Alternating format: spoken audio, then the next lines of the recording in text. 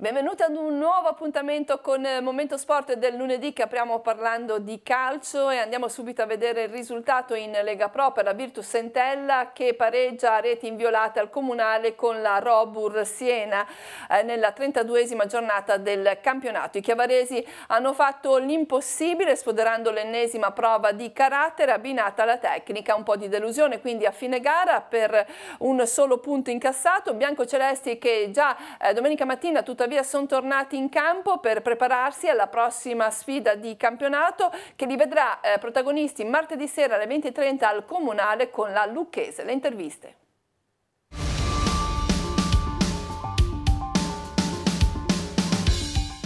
Finisce 0-0 il big match del campionato di Serie C tra l'Entella e il Siena davanti a 2000 spettatori. È andata in scena una bella partita nella quale entrambe le squadre hanno provato a vincerla, soprattutto nel primo tempo. L'Entella aveva approcciato ottimamente alla partita colpendo una traversa con Mirko Eramo dopo pochi minuti di gioco. Nella ripresa, frutto anche un po' di stanchezza, i ritmi sono leggermente calati. Alla fine un punto che può accontentare entrambe le compagini. L'Entella tornerà in campo martedì sera al Comunale per affrontare la Lucchese. Nella sfida alla Serie B il Piacenza ha pareggiato 1-1 contro l'Arezzo. È passata una giornata, il distacco è rimasto inalterato. Diventerà a questo punto molto importante il recupero di martedì alle 20:30 con la Lucchese. Al Comunale Entella Siena 0-0. Direttore, un buon approccio dell'Entella che ha cercato il gol fin da subito. La squadra forse un po' calata nel finale, anche se poi le occasioni ci sono state, e questa sera gli episodi che erano determinanti ai fini del risultato non sono stati favorevoli all'Entella per molti motivi. Sì, 30 minuti molto buoni, un approccio giusto, diverse occasioni, e quando succede così, che non trovi il gol quando lo meriti, non è facile poi tenere quel ritmo per tutta la partita. Ci siamo leggermente allungati dopo il 30esimo, forse spaventati anche da quell'occasione un po' casuale con la scivolata del nostro centrale.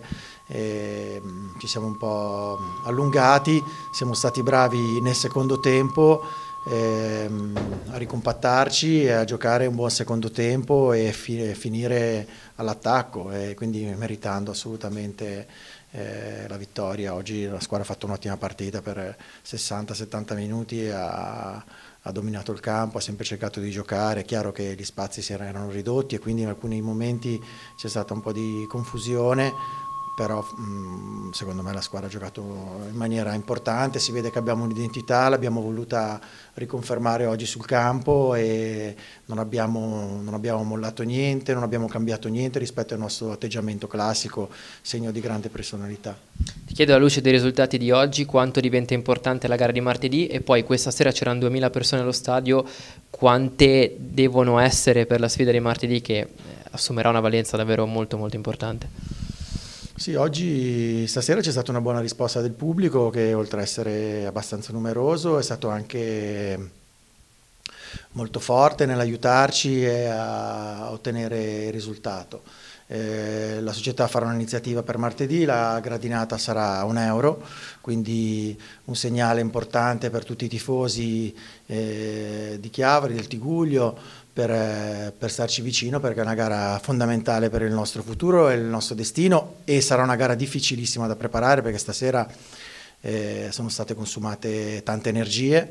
Era una partita contro la terza in classifica e quindi, come avete visto, veramente i ragazzi hanno dato l'anima e hanno consumato anche un sacco di energie fisiche. Quindi martedì contro una squadra giovane che ci ha messo già in difficoltà Lucca sarà una partita difficilissima. Ora bisogna trovare veramente la forza in queste 72 ore per andare oltre le difficoltà che ci saranno e vincere questa partita. Il Siena ha giocato un'ottima partita, è una buona squadra, lo sapevamo, si è chiusa molto bene. Ovviamente quando hanno avuto la possibilità di palleggiare hanno fatto vedere le caratteristiche dei suoi giocatori, dei suoi centrocampisti, molto bravi nella conduzione. È una buona squadra che ha fatto un'ottima partita, la temevamo, e ha riconfermato anche stasera la propria, anche loro secondo me, la propria identità e la loro qualità. Devo dire un'ultima cosa: noi non è solito per noi lamentarci, perché abbiamo un obiettivo, l'abbiamo detto qualche settimana fa. Il nostro obiettivo è quello di concentrarsi partita per dare il massimo, perché non vogliamo sprecare nessuna energia e non la sprecheremo, perché da questo momento lavoriamo per preparare la partita di Lucca. È chiaro che i 2 episodi nell'area di rigore del Siena nel secondo tempo ci lasciano molto perplessi, il rigore su Mancosu e soprattutto il gol annullato a qualche minuto dalla fine, con un arbitraggio che è stato particolarmente permissivo nei contrasti, ha fischiato molto poco, e voglio dire, tutti accettano questo tipo di valutazione. Però dopo, quando su un episodio così decisivo c'è un contatto naturale, veniale, che non hai fischiato in tutti i falli a metà campo per tutta la partita, è giusto che tu nell'episodio decisivo che vale il campionato per la Virtus Entella non lo fischi, perché devi usare lo stesso metro, lo stesso peso che hai usato per tutta la partita. Secondo me in quell'occasione c'è stato un errore abbastanza grave di giudizio, soprattutto rispetto al tipo di arbitraggio che abbiamo visto per tutti gli altri 90 minuti. Presidente, ha archiviato il pareggio contro il Siena, martedì si torna in campo, una partita molto importante, contro il Siena c'erano 2000 persone, la società propone la gradinata a €1, quanto sarà decisiva e determinante la spinta del popolo biancoceleste? Assolutamente determinante, bisogna che nonostante la giornata lavorativa i nostri tifosi vengano al comunale e sostengano l'Entella fino all'ultimo, come hanno fatto per la verità ieri, come hanno fatto a Vercelli, straordinariamente presenti e determinati. Sono battaglie, saranno battaglie dure fino all'ultimo, le squadre vengono e si chiudono, lo ha fatto la Pro Vercelli, che aveva l'obiettivo di non perdere, non quello di rimettere in discussione il campionato, si è coperta in maniera molto, molto importante. Ieri grosso modo il Siena, che pure è una squadra che gioca di più, anche loro sono terrorizzati dai 2 punti che abbiamo davanti, quindi tutti si difendono a 3 che poi diventa 5 e ci tentano di chiuderci, quindi è difficile, però bisogna essere determinati e andare avanti. E io sono ottimista perché ho visto un gruppo e una squadra in grande condizione fisica e mentale e bisogna che continuino così. Nessuno regala niente, quindi dobbiamo prepararci ad avere le ultime 7 partite, tutte difficili, tutte tirate fino all'ultimo. Ho parlato ai ragazzi questa mattina per trasmettergli proprio questa forza e determinazione, dirgli di non innervosirsi perché avremo partite difficili e dobbiamo prepararci a essere consapevoli della nostra forza e non guardare agli avversari e agli arbitraggi. Ci sono arbitraggi buoni, arbitraggi meno buoni. Quello di ieri sera è stato decisamente tra i meno buoni, però bisogna andare avanti, non trovare scuse, alibi, pensare a vincere già da martedì con la Lucchese. Non è retorica quando si dice che il pubblico è il 12° calciatore. L'Entella ha bisogno del suo pubblico, stiamo rincorrendo un'impresa che può avere dello straordinario, perché se si considera dove siamo partiti e come ci hanno trattati quest'estate, pensare di recuperare la categoria al primo colpo è un'impresa, però l'impresa bisogna farla, nel senso che non è affatto scontato. Siamo là davanti, cerchiamo di proteggere il vantaggio, cerchiamo di incrementarlo con la Lucchese e poi facciamo ogni partita come se fosse l'ultima, come se ci giocassimo ogni volta una finale, come è stato a Vercelli e ieri sera, perché devo dire che abbiamo avuto 180 minuti di Entella che non ha mai mollato un secondo. Io a Vercelli ero addirittura impressionato dal ritmo che hanno impresso alle gare, e così è stato per il primo tempo di ieri, in cui hanno giocato ad un ritmo altissimo che dimostra quanto ci credono, quanto sono determinati e quanto sono consapevoli della forza della capolista. Bisogna continuare così.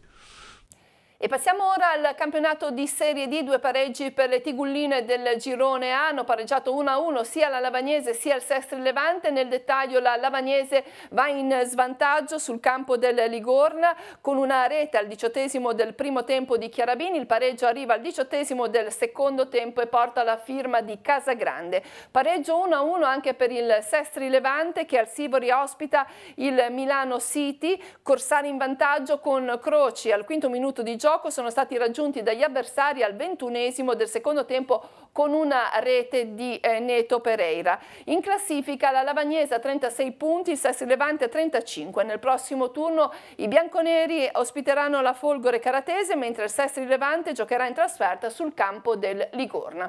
Uno sguardo anche ai campionati di pallanuoto. Iniziamo dalla Serie A1 maschile, la vittoria della Prorecco nella vasca del Florenzia per 18-9, Prorecco che rimane in testa alla classifica a 63 punti, pari merito con il Brescia.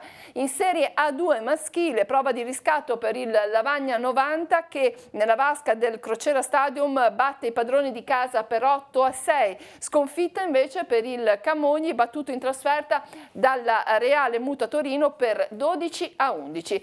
In Serie B andava in scena il derby tra Rapallo e Chiavari, vinto dai rapallesi per 5-4. E ora parliamo di pallavolo. Per il secondo anno consecutivo l'Ufficio diocesano per la pastorale dello sport ha organizzato una trasferta per gli appassionati di pallavolo a Busto Arsizio per seguire la sfida del campionato di Serie A tra Milano e Perugia. 3 pullman sono partiti dalla diocesi, hanno raggiunto la Lombardia dove al mattino hanno potuto assistere agli allenamenti di rifinitura e incontrare Andrea Gianni e Lorenzo Bernardi. Alla sera hanno assistito alla partita vinta 3-2 al time break dal Milano. Le interviste a fine gara.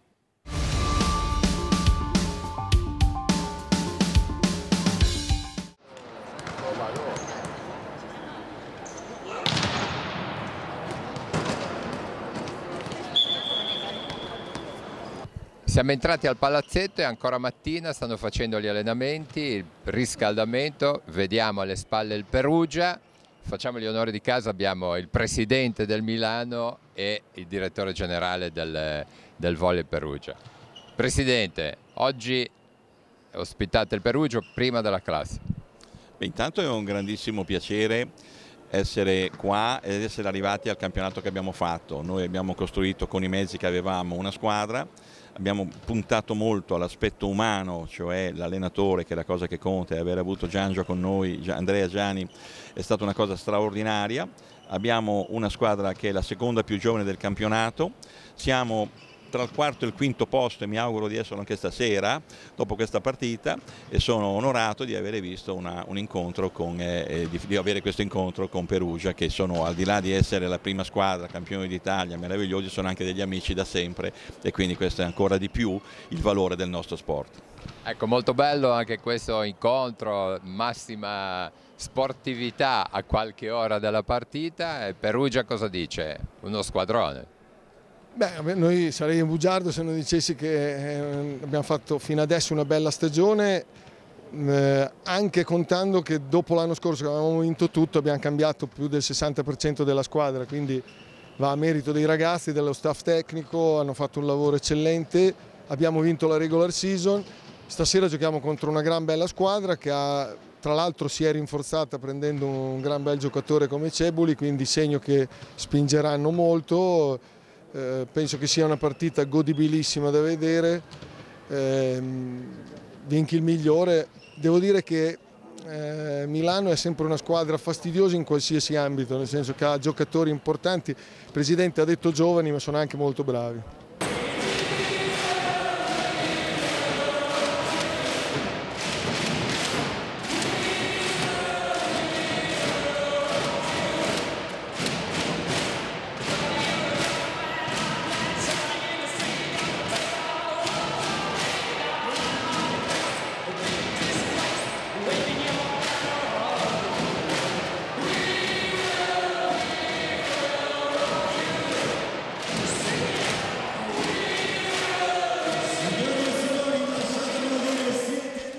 Finita la partita, una bellissima partita, vinta 3-2 al tie break da Milano. Ornella, di meglio non potevamo vedere. Sì, in effetti ci siamo visti un bel 3-2, erano due squadre con degli obiettivi diversi, Perugia chiaramente già primo in classifica e invece Milano che si giocava ancora al quarto posto per i playoff.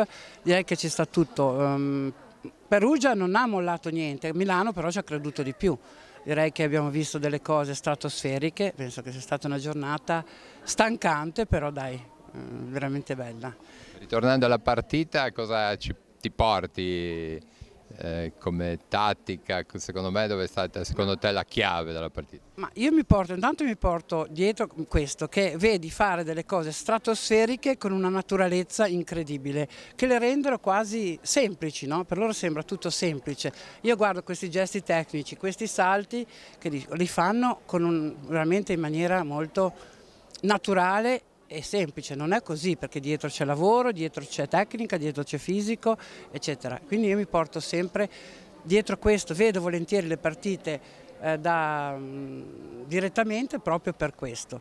Se devo vedermi la partita bene me la guardo meglio sul divano, perché mi fanno vedere anche replay, quindi mi godo di più, diciamo, le azioni eccetera, però l'ambiente e questi gesti sicuramente sono elevati.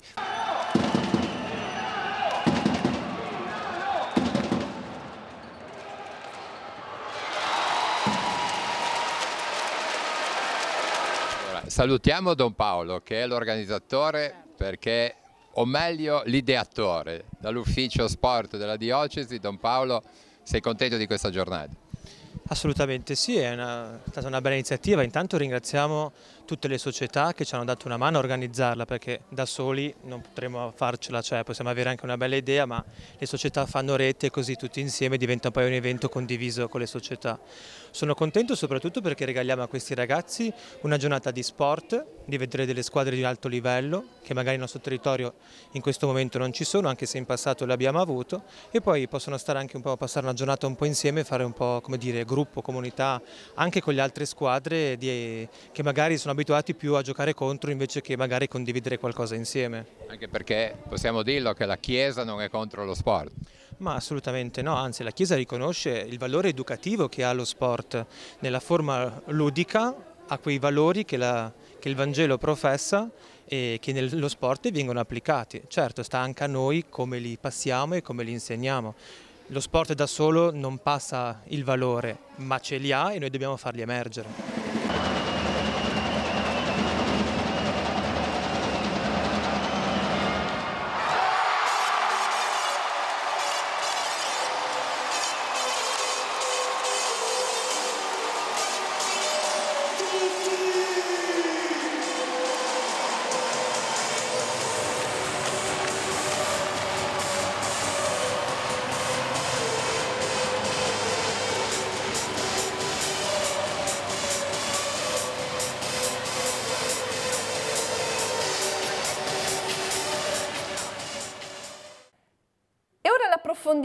Si parla di sport come strumento per la formazione dei giovani. È stato il tema al centro di un incontro promosso dalla diocesi nell'ambito del progetto Credere, rivolto a studenti dell'Istituto Liceti di Rapallo. Qui si è svolto un incontro con Beppe Bergomi, già campione del mondo nel 1982, ex calciatore, attuale commentatore sportivo, insieme a lui anche Samuele Robbioni, mental coach.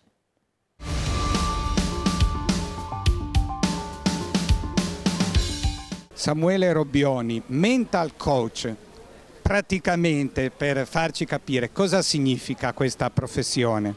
Significa aiutare i ragazzi che fanno sport, gli atleti professionisti, i giovani del settore giovanile a prendere consapevolezza delle loro capacità, lavorare molto sul concetto di motivazione, che vuol dire la motivazione è sempre una scelta. Io non amo molto la categoria dei motivatori, credo che sia importante man mano che si cresce capire che la motivazione che fa la differenza è la motivazione interiore, quindi lavorare molto sul loro concetto di talento senza dimenticare che il talento non serve a nulla senza l'allenamento.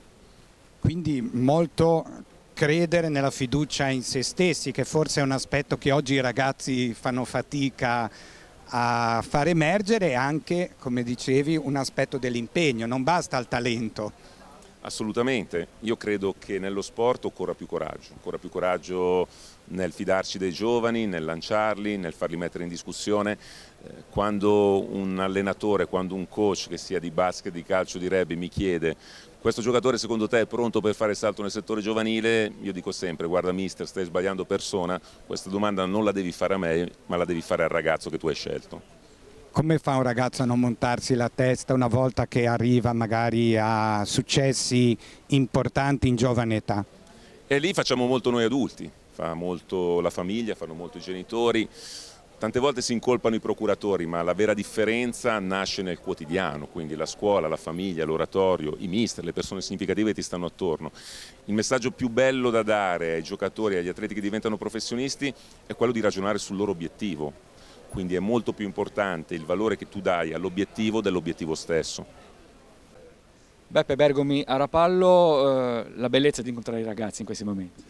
No, molto bello, davvero, perché cerchi di trasmettere a loro un po' il tuo vissuto, quello che è stata la tua esperienza, far capire loro determinate cose che per raggiungere gli obiettivi bisogna fare un po' di fatica, ma poi la cosa bella è che stanno attenti. Io a quell'età sono come delle spugne che apprendono, quindi speriamo, insomma, che visto la giornata bella che abbiamo passato, insomma, qualche messaggio sia riuscito appunto a passare in questi ragazzi, però li ho visti belli vivi, attenti, concentrati, è stato molto bello.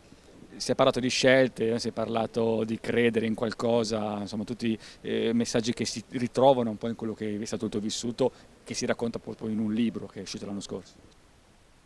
Per questo, no? Che nel senso che non ho fatto un sacrificio, ma ho fatto un po' di fatica per raggiungere determinati obiettivi. Ho avuto anche la giusta dose di fortuna, perché ci vuole anche quella, però poi mantenere 20 anni di carriera a quel punto non è più questione di fortuna, ma questione di abilità, di allenamento, di saper soffrire, di saper leggere i momenti di difficoltà, nel saper gestire le emozioni, tutte quelle cose lì, insomma, che hanno caratterizzato un po' tutta la mia carriera. L'ultima domanda, tra qualche anno Bergomi si vede ancora commentatore o allenatore? No, allenatore di settore giovanile sì, mi ci vedo, mi piace, lo continuo a fare. Prima l'ho fatto con settori giovanili importanti, no? Perché sono stato 2 anni all'Atalanta, sono stato al Monza, al Como ho conosciuto Samuele Robbioni, no? Lo psicologo sportivo, però adesso lo faccio a livello dilettantistico, ma mi piace, sono vicino a casa, alleno l'Accademia Inter che è un centro di formazione, visto che ho scritto un libro di formazione, meglio di così, quindi mi vedo sui campi con i ragazzi. Bella zio! Bella zio, ciao!